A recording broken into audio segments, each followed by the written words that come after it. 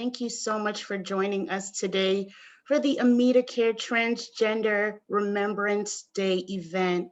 We can't thank you enough for joining us on this afternoon to do what we do best as a plan, come together as community and lift up those that we believe in the most, which is each and every one that we service.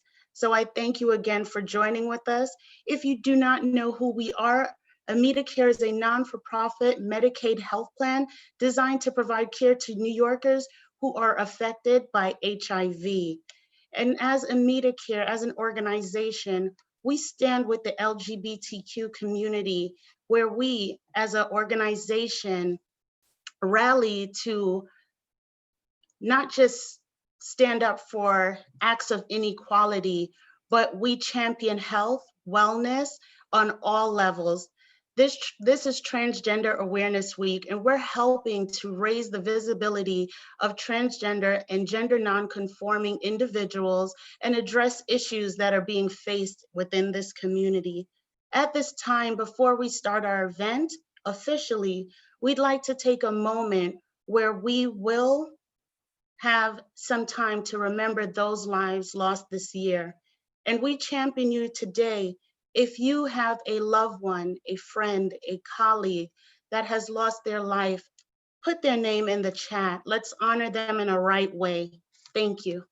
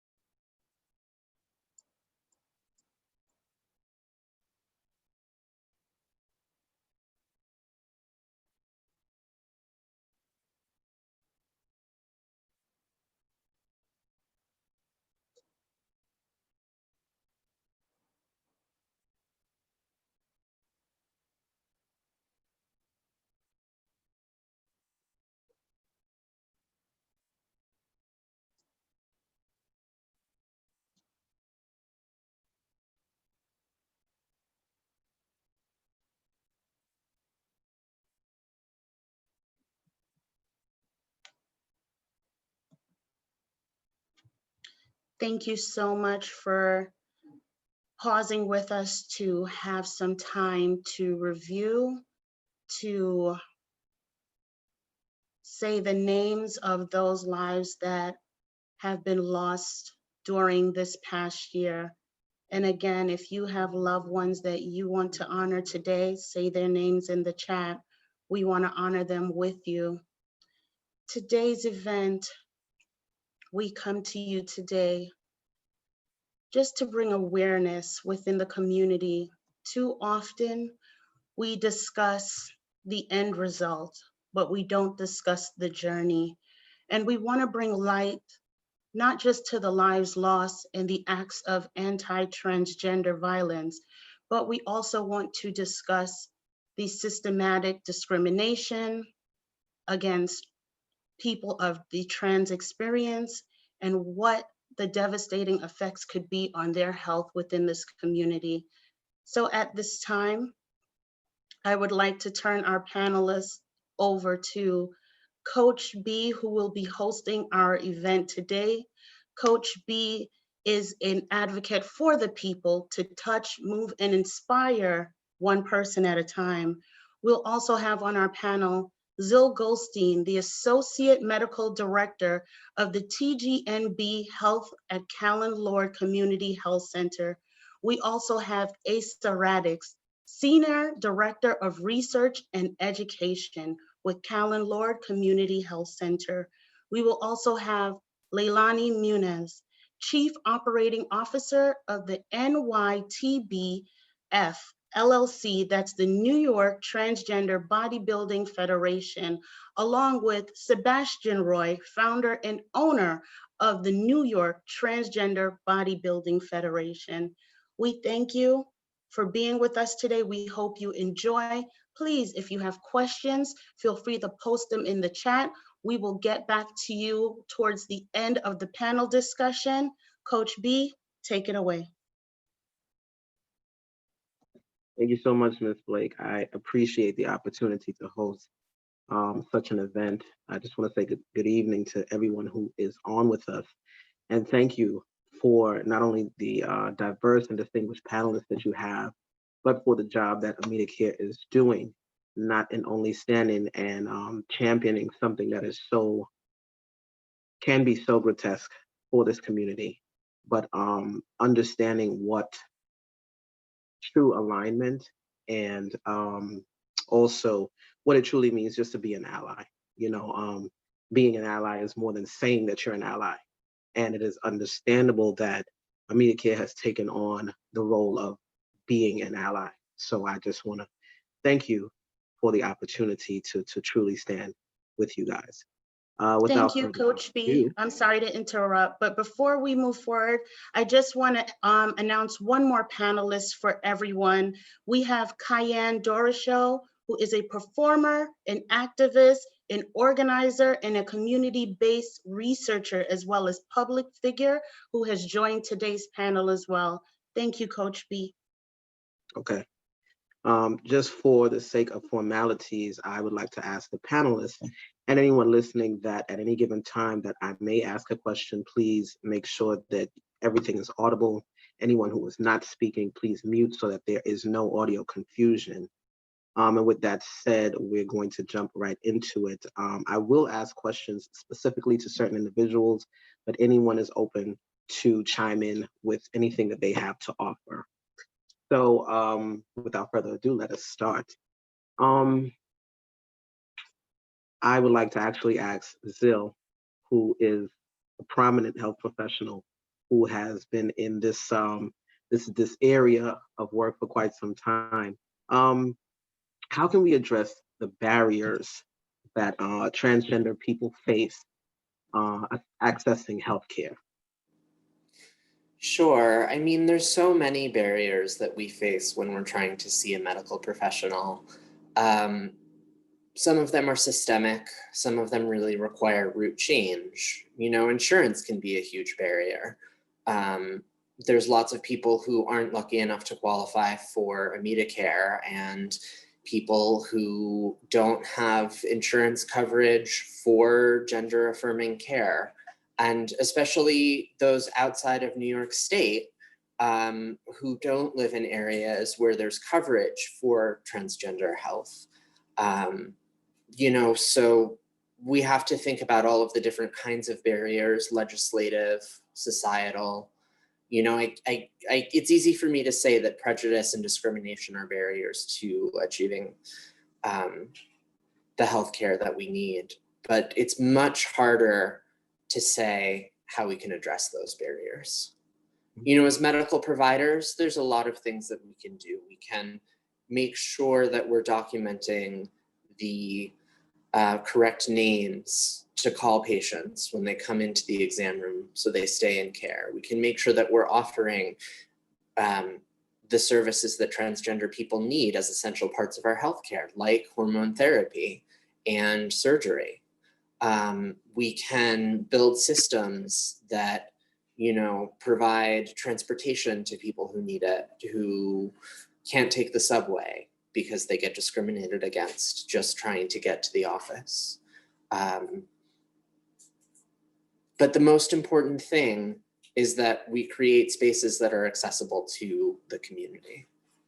That's not just geographic locations that are accessible to the community, but places that really create a welcoming environment, not just offering the services, but letting people know that they're going to be safe when they walk in the door, that they're going to be welcomed when they walk in the door, letting transgender people who are told so often that they don't belong, that this is a place for them.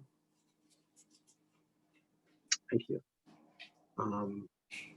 I've been in agreement with that. Just feeling welcome does a world of justice. Is anybody else open to answering what they feel would assist in such a matter? I think this was Ceyenne. I think the experience starts as soon as you walk in the door of the facility. The experience is often greeted by a security guard who's usually cisgender and not a very nice person.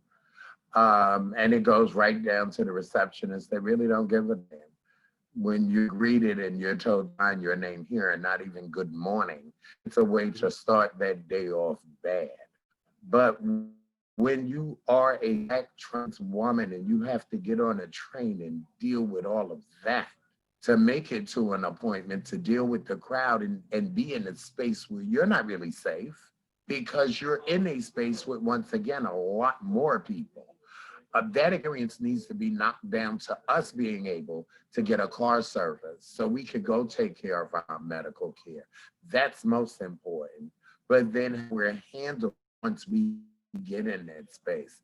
I'm a person, I'm a human being, and often greeted as a number and logged as a number and treated as a number until our experience of leaving.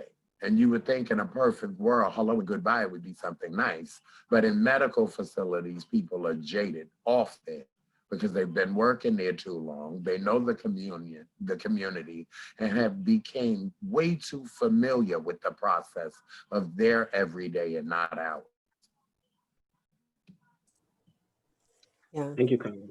Ceyenne and Zil, thank you so much. I think that we also have to think about the fact that for many people, when they get in front of the medical provider, we know that, as Zil pointed out, there's a lot of discrimination that happens, but I think even worse, people just can't get access to the care that they need. We know that medical providers just aren't taught about trans issues. It's a huge barrier. If you go to a provider and you're wanting to access whether it's hormones or other types of care, and the provider just shrugs their shoulders and says, well, I don't know anything about that. I mean, if someone went to, to a medical provider with elevated blood pressure and said, and the provider said, oh, I don't know how to take care of that. Well, they'd lose their job, but people aren't losing their jobs over this. They're just either refusing to learn, or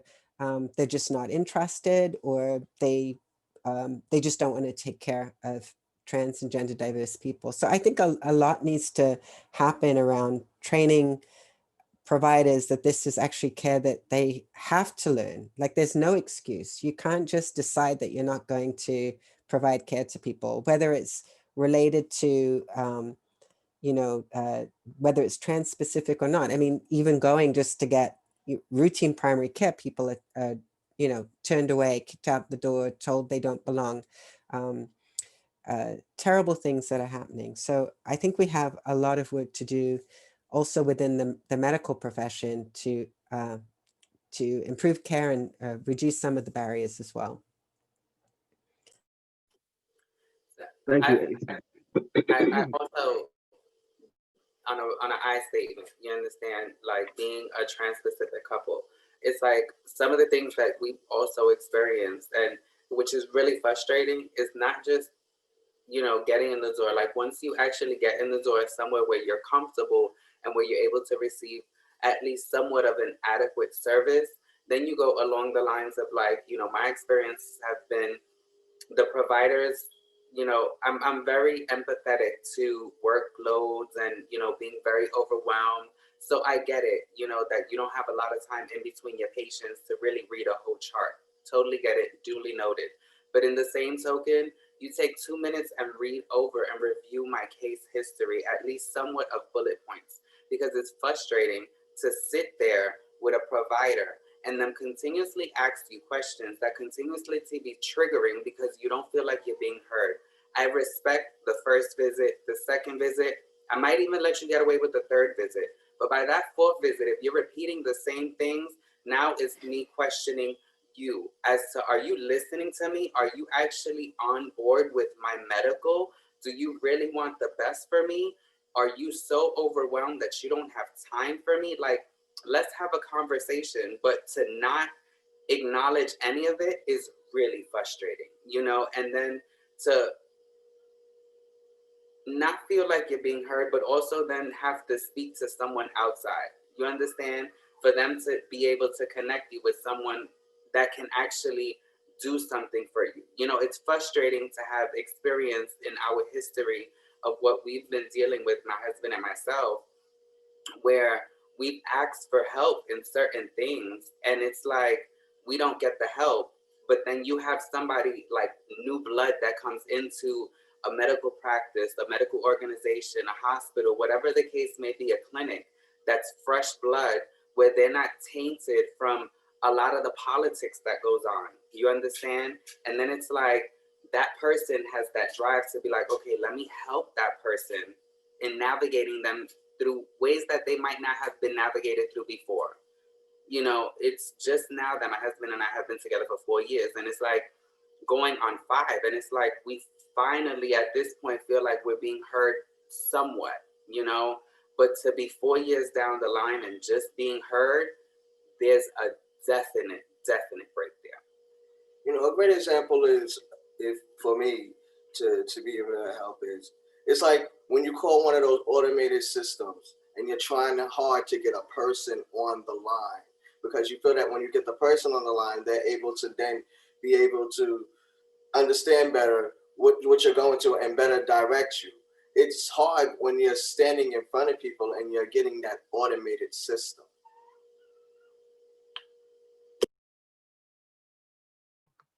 So I just Thank want you to so jump in really quick. I'm hearing a bunch of things from services in order to help individuals of the trans experience get to and from appointments and navigate their own care at the appointments, to visibility, to sensitivity, to staff training and education.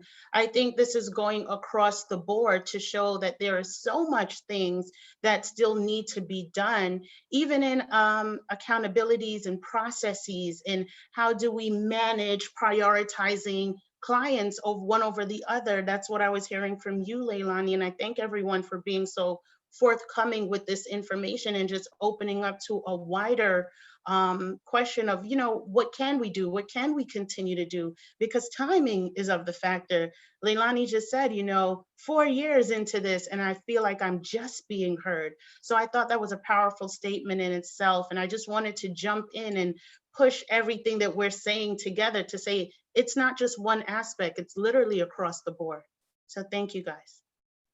And just really quick, also, keeping in mind that providers are also human beings. You understand? We are all human. You cut us and we all bleed. You understand? Depending on what medication you take, might bleed a little more than another person because you got a blood thinner, But hey, everybody's medical situations are different. But keeping in mind that we're all human, I think taking it, keeping in mind the medical providers, creating spaces that are safe for a medical provider to say, guess what? I'm burnt out. I can't do this. I need some me time because I got everybody's problems that I'm dealing with and mine are being pushed aside and I can't push it aside no more. But feeling safe enough at your job and at your medical organization to be able to have that opportunity. You understand? Not feeling like if I say that I'm burnt out, I'm replaceable. The next person's gonna take my job. And guess what? Now I'm on that list of unemployment and I gotta fight again. Thanks, Lailani. Thank you, Sebastian, and thank you, Ms. Blake. Before jumping into the second question, I actually wanted to offer something myself. It's kind of profound to me that, one of the things that we typically don't really look at in a wide scale is actually getting into these places, right? When you look at historically what it takes for change to actually happen, it's the people who are most affected that actually have to kind of champion the change, right? So what that looks like to me is, where are we on the spectrum of education in such a way that we are now becoming who we are appealing to, right? We're becoming the masses. We're stepping into the medical genres. We're stepping into areas where we are the ones, curating all the help that we're looking for, right? Because we've seen it over and over again in so many different aspects of life that when we needed a woman to understand women's rights, we called upon a woman to stand up, right? Because it's either an offensive asinine to ask a man to understand, right, the plight of the woman. So when we are looking for people to genuinely see and step into authenticity and step into to compassion, right? A lot of times we don't find that because people can't be empathetic, they can't be sympathetic, they don't understand. So what to me, as just a segue, right, opening the doors around education, which is something that I've noticed has fallen to the wayside for this community, whether it be displacement around homes, right? Because there's a lot of homelessness in the LGBT community for the youth, which does a complete disservice to education, right? And if you're falling wayside in education at such a young age, it's difficult to now get on the high horse and say, you know what, I'm experiencing all this difficulty. So you know what, let me figure out where these classes are. Let me figure out what I can do. You know what, I had an issue with a nurse, I want to be a nurse. I had an issue with a doctor, I want to be a doctor. These are also ways for us to be able to start championing things. And I feel like it's a conversation that has not yet been had about what your purpose is, right? Because you're trans and then what, right? You're gender nonconforming and then what, right? Because it doesn't stop there. In order for people to know that we are humans, we must first know. So just as a segue to understanding that, yes, we want to call upon the compassion and understanding and openness of everyone who doesn't understand, those of us that do have a responsibility as well. With that, I'm going to segue into the second question, and I am going to send this your way, Asa. How does discrimination impact the health of transgender individuals? Yeah, I mean, I think it's a really good question, and I think Zil really touched on this earlier. But thinking that discrimination throughout every level of society ends up by people becoming socially marginalized in many different ways. it does affect everything. It affects, as folks said, like whether or not you can even get into a provider. So we see folks with health conditions that are not diagnosed.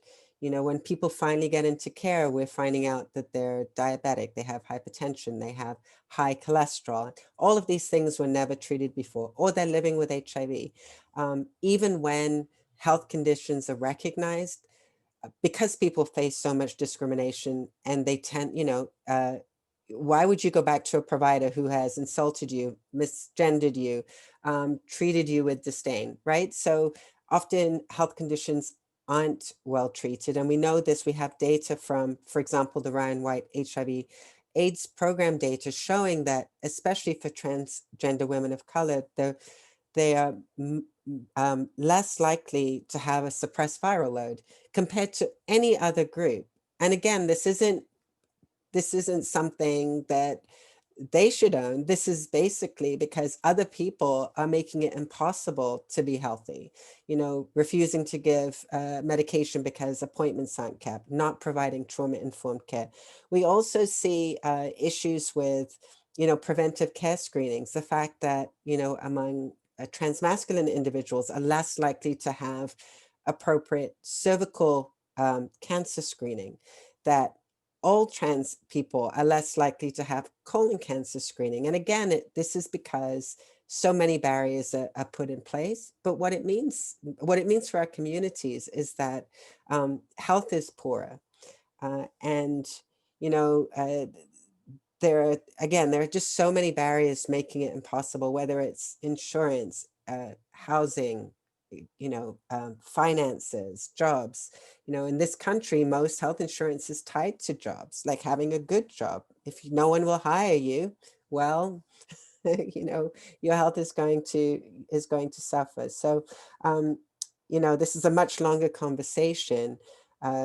But I think all the issues that we talked about before about, trying to recognize and reduce barriers will have a huge impact on improving healthcare for everyone. So can I just Thank you, chime in real quick? I just wanted to first and foremost say that my neighbors decided to start playing their music like if it's Friday. So if you guys hear a little bit of bass, that's just them bumping next door.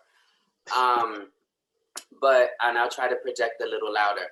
I also think that in that mix of discrimination also falls where,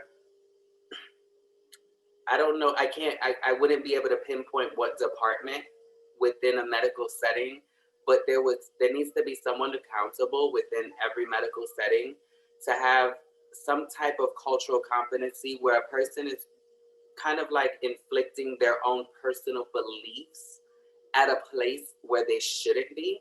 You understand? Like, it's understandable to, for instance, not be so keen on a person of trans experience.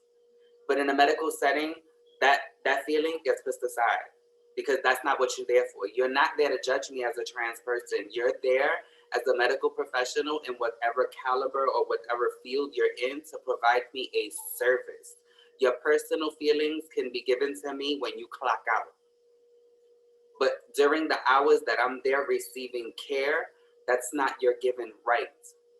And if I am asked, and I'm asking you to gender me properly, then you should do so. You understand? And it's like sort of like creating somewhere where there's accountability for when those things do happen. Because the fact of the matter is that they happen more than people actually want to talk about. 9 out of 10 times, in my opinion, a person that goes to a doctor's office and is misgendered is more likely not to go back. And like we've all, kind of like echoed the same thing. They're not willing to go back. They've been, for whatever reason, they're not willing to return back to this place. So therefore, what happens? They fall behind in care. And therefore, who then becomes affected by it? They do. That simple helping a person is the simple kind of like difference between grabbing a person's hand and telling them, let me grab you off of this ledge, I'm gonna help you, and actually just putting your hands on their back and shoving them over and going, don't worry, they were just a number. We'll swipe somebody else's Medicaid card. That's not fair. Thank you, Lailani. And that actually puts us right where we need to be for this next question. Ceyenne, if you will, do us the honor of answering what you believe cisgender people could do to be more of a support or more affirming with the transgender community.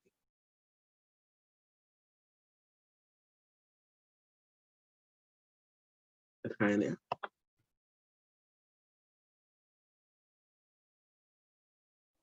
Ceyenne, can you hear us? That question was for you. I'm sorry, what was the question? We're talking about Rikers Island. People are getting out because of COVID again. What was the question? I'm sorry. So the question was, what do you believe cisgender people can do to help support and affirm the trans community?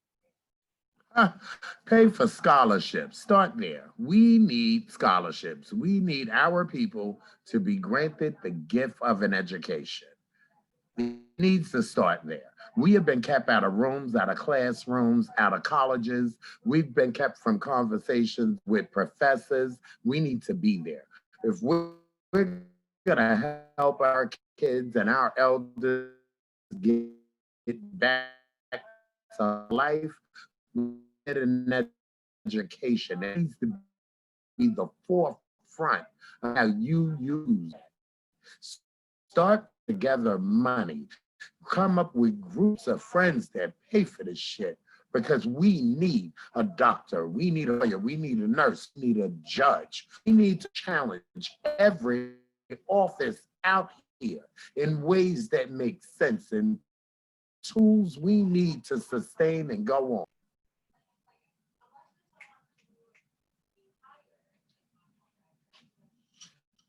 And I'll drink a little tea on that one. Thank you, Ceyenne. Thank you so much. And so, Alistair, we haven't really heard from you.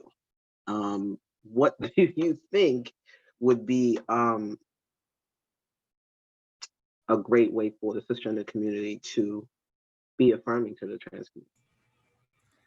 To be affirming, I think, you know, when people tell you who they are, believe them. So if they tell you a name, they tell you how to address them, you know, respectfully, you have to follow through. You especially have to follow through when trans people aren't around.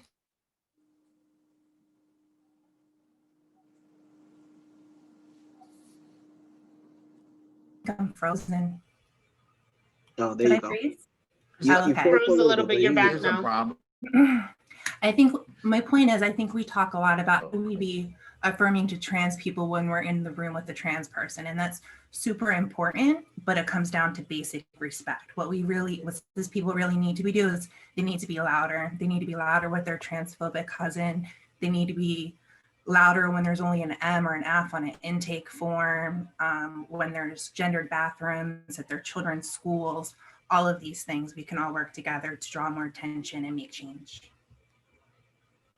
Thank you so much, Alistair. So I'm hearing a lot about education within the community, about getting jobs, about getting into the room, having a seat at the table, being the ones to be the change makers within the community, you know, going from maybe a small pup to a bigger dog at some point. And I just wanted to ask the panel, how do we educate within the community as well as outside the community? I mean, I can answer to a small degree. I think it just starts with having a conversation, right? When you're having the conversation, things start to kind of come up, right? Because if you are one person having an idea, you only have yourself to kind of go back and forth with to decipher, okay, is this something serious? Can this be accomplished? So forth and so on. Making space to have the conversation, whether you are at a ball, whether you are at dinner, whether you are at home with your spouse, wherever you are, the conversation needs to start, right? And I think that what kind of is swept under the rug is the level of intelligence that actually circles this community. There is so much culture, diversity, and education, learned experiential education that is happening in this community that does not go beyond the idea of fashion. It doesn't go beyond the idea of music. It doesn't go beyond many of those scopes because it seems as though we're not going to have a pathway. But when you start having the conversation that says, what else is there, right? These are the areas that we need a lane in. We don't really need a lane in entertainment, right? Because whether we're there to actually entertain or whether we become just the entertainment, the lane has already been created, right? We have the pose and we have the this and we have the that. And those things are great because what they do is give a visual idea to the world that says, these people are here, they exist, they're alive, they're people. But what we need is what we need, right? We need the healthcare, we need the politics, we need these things that are going to keep us alive. We need these things that are going to keep us in the room. We need these things that are going to keep us aligned with each other and are going to force hands to respect, that are going to force people to say, hey, you don't treat somebody that way. That's not how you talk to this person. If this person says, please affirm me in this way, then you get to do that. The conversation starts really minimally. And when you, I'm sorry, Lailani, I'm almost done. I'm almost done. I know I'm long-winded, but when you start the small conversations, at home, in bed, or just with your friends or whatever, you start to open your eyes to the possibility. And all you need is an opportunity to have a possibility to say, okay, you know what, this is attainable. So that's my offer. I'm sorry, Lailani. Thank you, Coach B. No, it's okay. Like, we're both here, like, battling, like, wait, all right. So I think my kind of like 2 cents kind of like in this is so a lot of the things that we'll be talking about, for me, I look at my life and a lot of the things I go through like an onion. Every onion has several layers. So like once you pull back one layer, there's like another layer under there, right? So I think part of this is also for us as advocates within the community and doing the work that we do on whatever road it may be, understanding that we have to be resilient. You understand, and understand that everybody goes through their own struggles, especially within. You understand, all of us, I'm sure, have experience within the trans community wanting to do better, not just for ourselves, but for our community so that they can achieve more. And then having those within the community not understand why you're doing it or why they're not, inclusive in that at the moment. So therefore you then become a target, and as an advocate, there's really no book that you could pick up or pill that you could take that'll give you that rough skin to be like, it's all right. I understand that their frustration is not coming directed at me. It's misunderstood. So I need to sit here and educate them. It's understanding that we have to be, resilient with everybody that we work with, so that it's like, you have to educate everybody and understand that everybody's not ready to learn when you want them to learn. You might tell somebody today, don't touch that, you're gonna burn yourself. And they're gonna be like, okay, no problem. And you're gonna turn around and they're gonna burn themselves. But maybe 2 days from now, when they turn that on, they're gonna be like, yeah, I'm not gonna touch that because I'm gonna burn myself. I learned, I'm ready to learn now, I mean, to me, it's something that people are making so difficult that can be so simple. It's just being human, respecting people in their own skin. If you want to know something, just ask. It's so easy just to ask and be able to receive. If you're gonna ask a question, be able to also receive the answer. Don't ask a question with perceiving an only one way answer that you wanted. It's about being able to share and open up.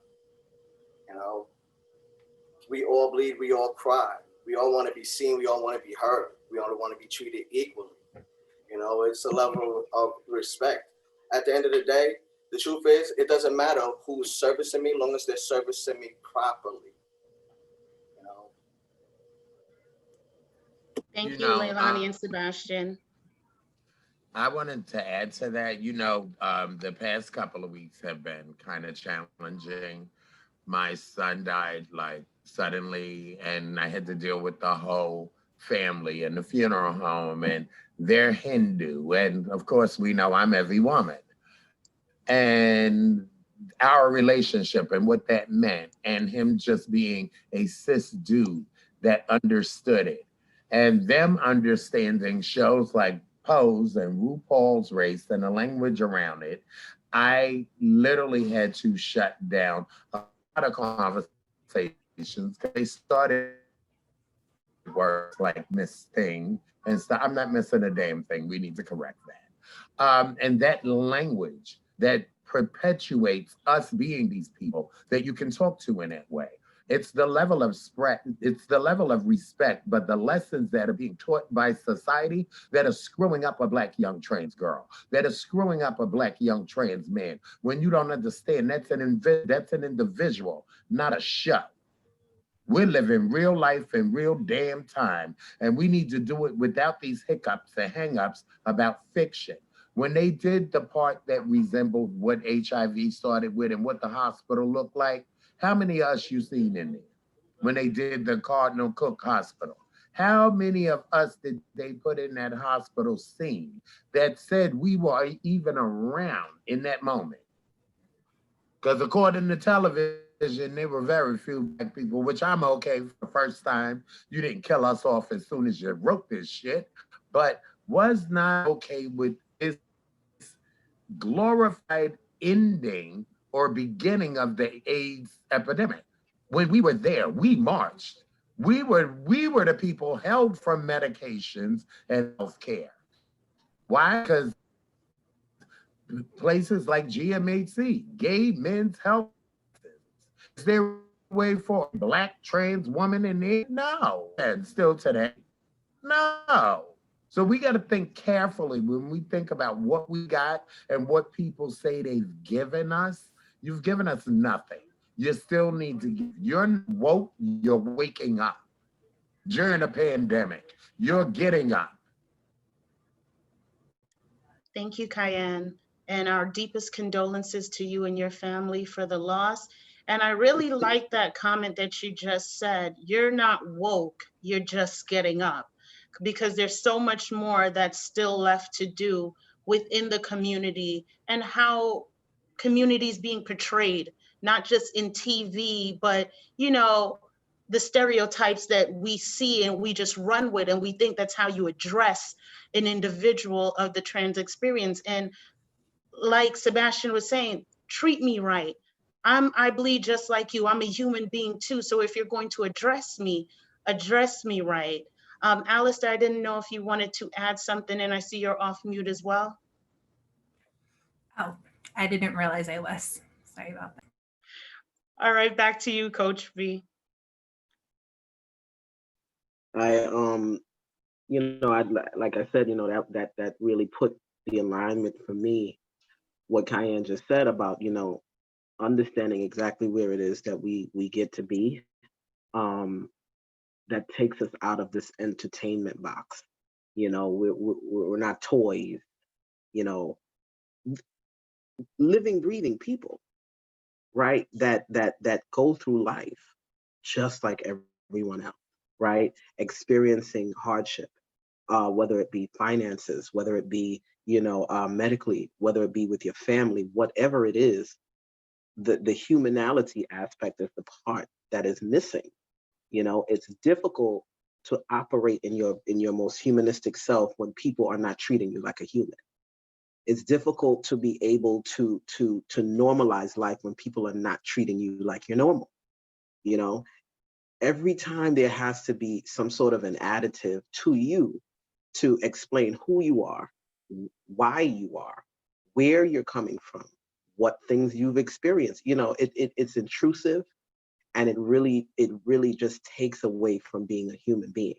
You know, I am most certain that I don't speak only for myself when I say, you know, most times when people decide to say, okay, I'm gonna start medically transitioning. Once you have felt like I'm passable now, you say to yourself, okay, do I want to live stealth? You know, and that is because it almost just becomes easier. You know, it's kind of just easier to just blend in with the rest of the world. You don't have to say, you don't have to talk, you don't have to explain, you don't have to go a step further in ways that other people never really have to. You know what I mean? It becomes like triggering to just exist, because then you have to walk in the world and you have to say, well, does she know? And does he know? And does this one know? And if they do know, then what? You know, it literally is so harsh to live at times just because you want to live. You know, and so forums like this, you know, companies like AmitaCare, it is so important for you to continue to do the things that you're doing, because standing in allegiance is extremely important and necessary for the lives of people who fail to just have that strength, you know. And so I'm always going to clap and thank AmitaCare and those of you who selflessly step in on the shoes of compassion and say, this is wrong, where can I help? You know. I don't think I have any more questions, Ms. Blake. Well, I do. Lailani, go right ahead. Oh yeah, we all I wanted to chime in, you know, on what Coach B said. You understand?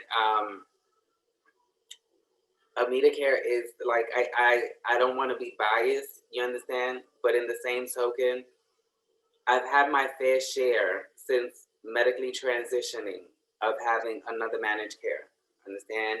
Especially being HIV positive. And to have a managed care program that actually listens, right? But not just actually listens, but that have people that, whether they still there or not, AmitaCare makes room for people that look like us to be able to provide services back to us and make us feel like we're part of something bigger. Like, we're not just calling saying, you know, I didn't receive this service and getting a, well, thanks for the feedback, we'll get back to you. It's actually being like, okay, it might take some time because, let's be real, legislation and different medical guidelines and stuff like that have to be worked through.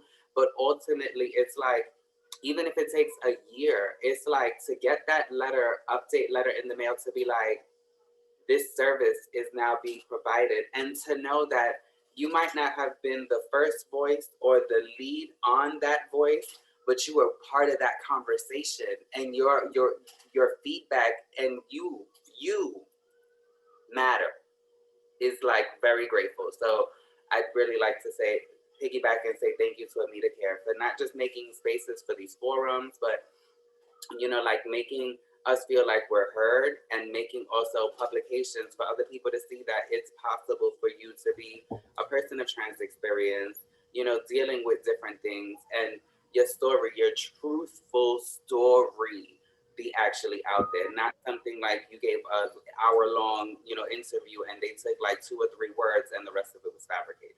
No, this is who we are.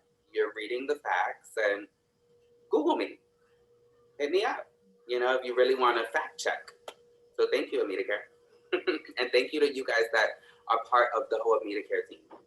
Thank you. Thank you. We appreciate that, Lailani. Go right ahead, Alistair. I just want to add that, I mean, I might be a little biased too. I'm the program manager of the Trans Health Program. I feel like it's my baby. I've been there for years, but I do think AmitaCare is awesome, but I want to add that's not by accident. That's because we've done so many trainings. People complain about the amount of trainings that we do. Too bad you don't get it yet. And also what I really admire about AmitaCare is that they hire and promote trans people. So trans people are giving feedback into these programs. And I think that is, you know, the whole nothing about us without us. I do feel like AmeriCare does that right, and we need to see more of that. Thank you, Alistair, and that's perfect because it's coming around to my kind of final topic to discuss. I really would like to know funding, resources. You guys have a plethora of knowledge between you all. If I want to get to an appointment and I don't have car fare, if I'm a homeless teen, where do I go? I know you guys are all in community. We hear the names like Callen-Lorde, AmeriCare, GMHC all the time, but what about some of the other organizations, some of the other places where we can go and figure out, how do I even sign up for healthcare? What do I do? Thank you, Ms. Kim, for putting Black Trans Care Fund into the chat. It just makes it so much more, as a community, let's just flood this time with where we can help people to navigate some of these resources where they need to go. CK Life is another organization that we'd like to just highlight again. If you're in the chat and you want to just put some resources in, we'd love to hear what you think as well, so we can highlight it, but we're going to turn it over to the panelists as well. Black Trans Media, thank you so much again, Ms. Kim, for the information. Princess Place, yes, thank you. So yeah, there you go. Ms. Kim actually mentioned some of the organizations, but honestly, like in addition to that, and I'm not trying to, you know, do a plug, but you know, a little selfish plug, you know, so the NYTBF, we're not just a fitness company that provides competitions, we're also a fitness company in overall health and wellness, you understand? So we pride ourselves in being one of the very few, if not one of the only that I really know, companies. We're a for-profit company, we're not a nonprofit company, but we're one of the for-profit companies that on our website, what we do is we have a resource tab. Anybody that has a service, that offers to the transgender, non-conforming, non-binary community, but has overall in general just is incorporating health and wellness into their mission and their vision and what they do, are on our website. If there's not a service that you see, definitely let us know, and we'll be more than welcome, free of charge, to not just add your logo, but also the hyperlink, so that anybody that is interested in receiving services from you can just directly click on the link and be directed directly to you. But we currently do have different organizations, medical organizations, companies that are part of our resource tab. So it's a little selfish plug, but definitely go on to nytbf.info, and you can definitely send us an email. And if you don't see something up there, we'll definitely put it up there. Thank you. So that's nytbf.info. Do I have it right? Was that a good plug for you guys? Awesome. We also have Glitz on. I see Sex Workers Giving Circle, Swamp Brooklyn. Again, just keep flooding us. Thank you, Casey, for the wonderful shout out. We are happy to have you with our organization. We hope to be servicing you well. Black Trans Men, BTMI, Black Trans Blessing, FUBU, FUBU. So if anyone else, Ceyenne, I know you are in community championing. If you want to talk about your organization, I know you just had a big launch this past week. So definitely tell us where we can go, where we can find more resources. I see people just throwing in so many information in the chat, but Ceyenne, I'm going to pass it to you in case you have anything as well. Now, I am overwhelmed and crazy. This has been a seriously hard week. Yes, we had the grand opening of Glitz One's House on Friday. But a lot more is coming to Pike. Glitz will be opening up its first ever by a Black trans woman healthcare center along the skyscraper, because I believe it needs to be done by us. We've been doing this work through other eyes with people supporting this work that really are not us.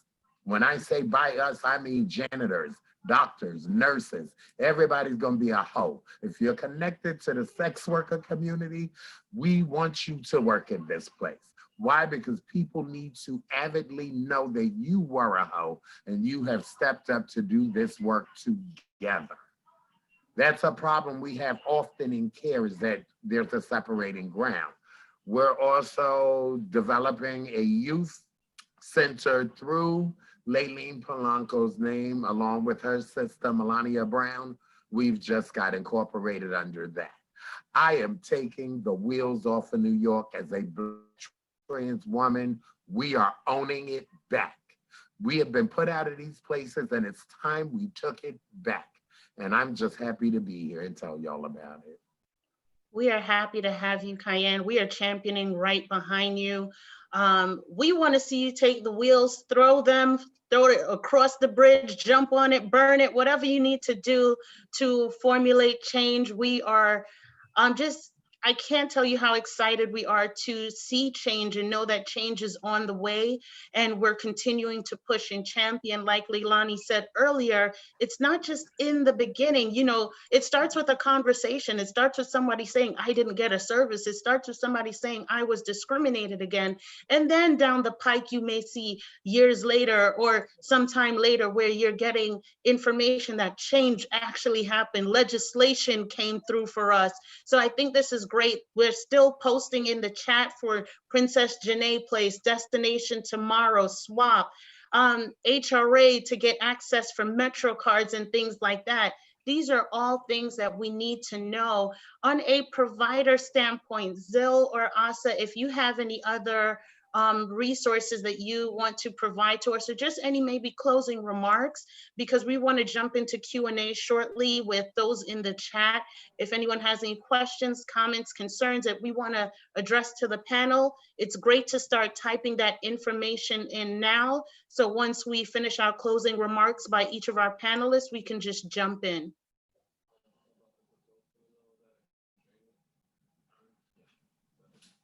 Zil, Asa, you guys have any closing remarks? Sure. I just want to say, if there are any healthcare providers on here, be excited to see your patients, especially your trans patients, especially your Black trans patients. It's so hard to get in even for an office visit. And I start every visit by excitedly saying, hello, how are you? We don't jump right into medicine. I want people to know that I want to get to know them. And I want people to know that I'm excited to see them. And I know how hard it was to get in.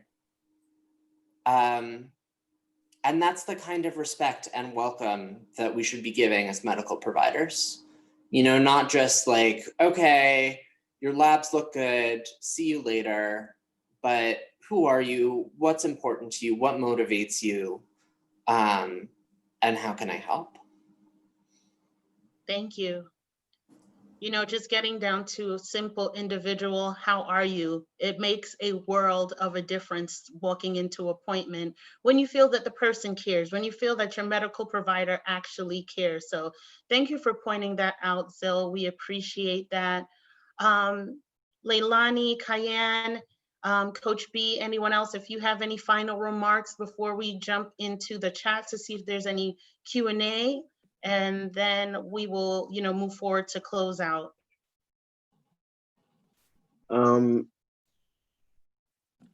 Mental health is important. Specifically in your most marginalized groups, whether it be the LGBT community, Black people, whomever it is, your most marginalized groups are going to be the ones hardest hit with the effects of mental health. I think that a perfect example of what that looks like is 2020. There is absolutely no coincidence that the year is unfolding the way that it is. So many people now are dealing with anxiety and depression in a way that they've never experienced, or at least thought they've never experienced before. And so the idea that a person who is living with some sort of mental health issue belongs in a facility, or isn't your neighbor, or isn't someone that you work next to, obviously now is null and void, because we understand just how serious mental health is, right? And I would like to implore everyone to be to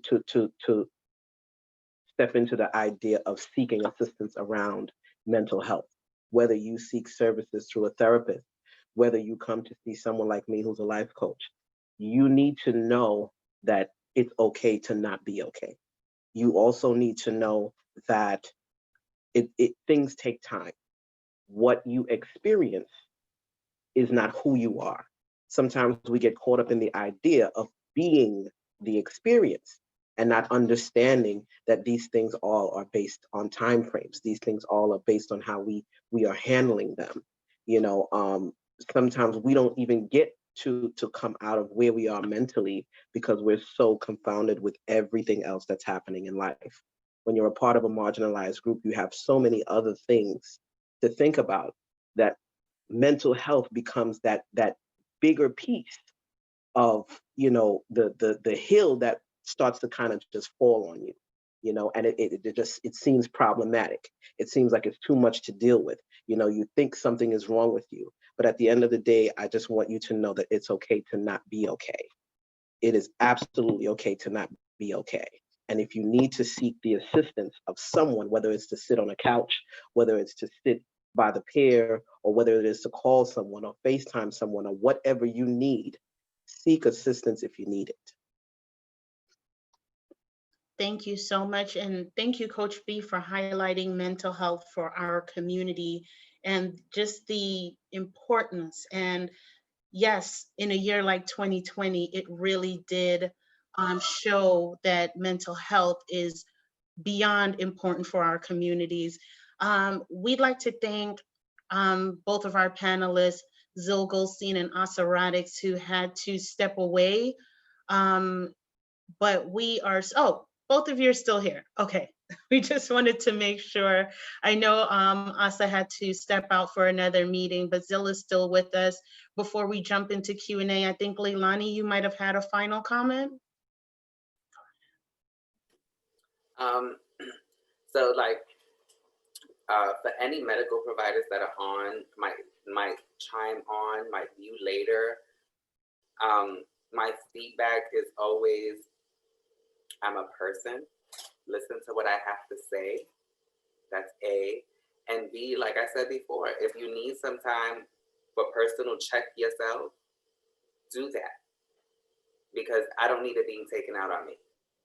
For anybody else that's out there that's viewing, that's of trans experience, be patient with us. You know what I'm saying? Like, some of us within the trans community that are advocating for the rights of others and for the rights of ourselves and the needs of ourselves, we're not pros, we're not perfect, we learn as we go. Don't attack me because I've made the wrong decision, or I've made, I've tripped on my toes, you understand? And for my, that also goes in part with my elders. If you're on, and you're an elder, support those that are coming, after you. Make sure that you're somewhat of a guiding force for them. Don't feel that because you've reached a certain plateau that you are not able to inform them or educate them. The reality of it is we are all capable of being educated. Thank you so much, Lailani. Sebastian? And also, I just want to piggyback on something a little bit earlier on how somebody could basically really assist me. And the truth is, how you can assist me is truly listen to me.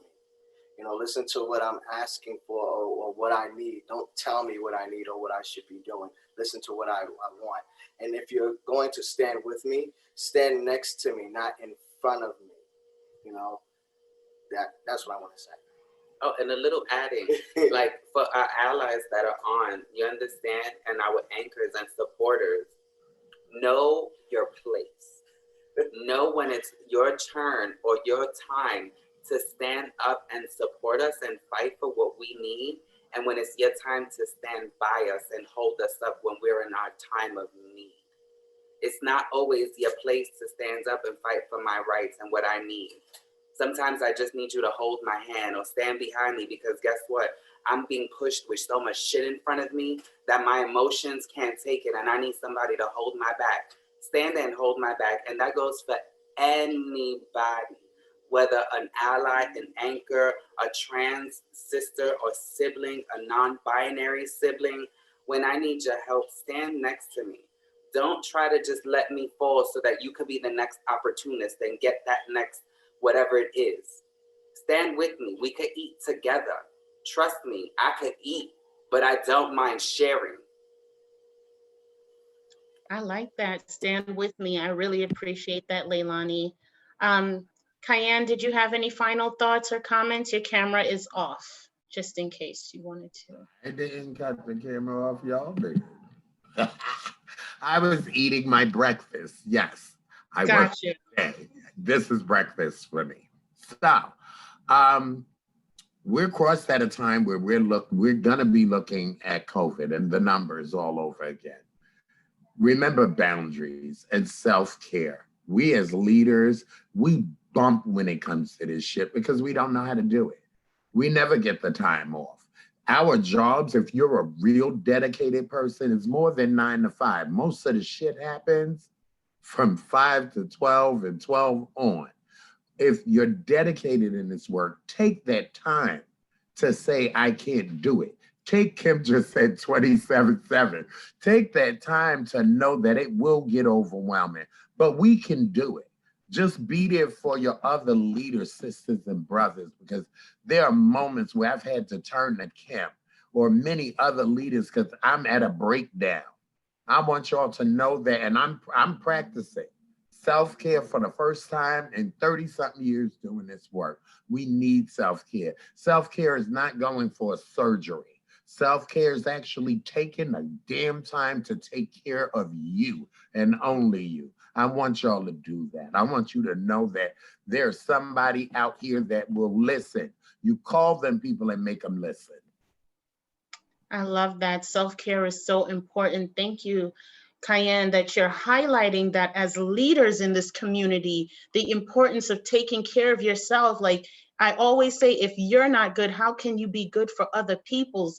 If you're in the hospital, if you've ran around, like Kim said, you're working 27/7, you know, you're working for the youth, you're working to champion, you're working on funding, you're working on, you know, entrepreneurship and businesses. You're constantly on a go, building a brand, setting a pace for a community. So, you know, it's just amazing to hear that you're saying sometimes you have to stop and take that individual time for yourself. At this time, we're going to open up the comment section in the room for any comments and questions for the panel. Before we close out today, we still have Zil on, we have Ceyenne on, we have Lailani and Sabastian on, we have Alistair on, we have Coach B on. Any questions and comments within the room that you guys may want to say? Somebody said, thank you, Rydell from AmitaCare, for checking on me. And that's appreciative. Just a call, a reminder that show of love and support is always important. Gonna give it a minute to see if we're gonna get any questions, comments, or concerns from the room. And guys, feel free to type in the chat. Feel free to throw a question in if you need it. We're here to help, we're here to navigate, we're here to provide information as well as education.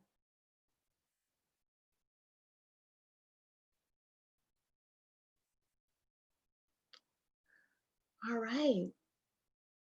So we have around 15 minutes left. We're getting some thank yous in the room. I just want to thank our amazing, amazing panelists, Lailani and Sabastian. We want to thank Zil and Asa. We want to thank Ceyenne. We want to thank Coach B. Thank you, Alistair, for just, you know, making today's forum such an amazing and wonderful discussion. And this is just the beginning. We're just opening the talks to discuss. There's going to be more. So look out for more information on events that are going to be provided by AmitaCare. feel free to go on our website. That is www.amitacareny.org. Cayenne just put that the Glitz House applications are being developed and the website is coming soon. So again, community, please, where we just spoke about getting jobs in the community, more information in the community. This event isn't just a week-long awareness. Like Ms. Kim said, it should be recognized all month. We should recognize each other throughout the year. It's not about just remembering lives lost, it's remembering our champions. It's continuing the fight. I'm really blown away by today's event. We can't thank everyone enough. Lailani, you had something? And just to add, like what, Ms. Kim said, not just, it not just being a week, it being more than a week, but to everybody out there, give kudos to those while they're still around. You understand? Let's not be selfish. Let's be real. We all have lives. We all have things that we're going through. We're dealing with COVID. We're dealing with a pandemic. We all going through our own mental stuff. Don't be frustrated because I don't call you every day, every month. I'm okay.